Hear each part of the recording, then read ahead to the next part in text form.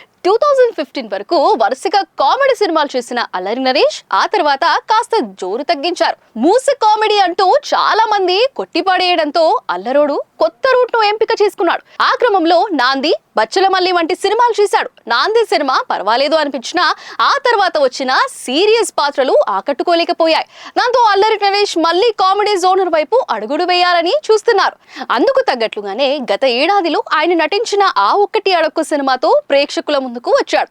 ఆ సినిమా ఆకట్టుకోలేకపోయింది. ఆ ఒక్కటి అడక్కు సినిమా బాక్స్ ఆఫీస్ వద్ద తీవ్రంగా నిరాశపరచడంతో అల్లరోడు కాస్త గ్యాప్ తీసుకున్నాడు. తిరిగి ఫామ్ లోకి రావాలంటే కామెడీ సినిమాలే చేయాలి, కానీ కాస్త ఈ తరం ప్రేక్షకులకు తగ్గట్లుగా సినిమాలు చేయాలని నిర్ణయించుకున్నాడు.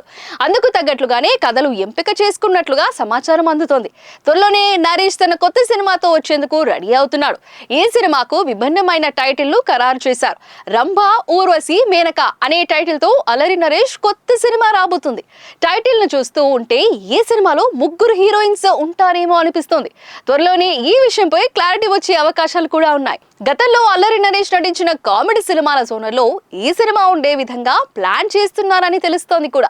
ఈ సినిమాకు శర్వానంద్ తో రాధా అనే సినిమాను రూపొందించిన దర్శకుడు చంద్రమోహన్ దర్శకత్వం వహించబోతున్నాడు. చంద్రమోహన్ చెప్పిన కథ నచ్చడంతో అల్లరి నరేష్ వెంటనే ఓకే అన్నాడట. కథ విషయం మాత్రమే కాకుండా టైటిల్ కూడా గ్రీన్ సిగ్నల్ ఇవ్వడం జరిగింది.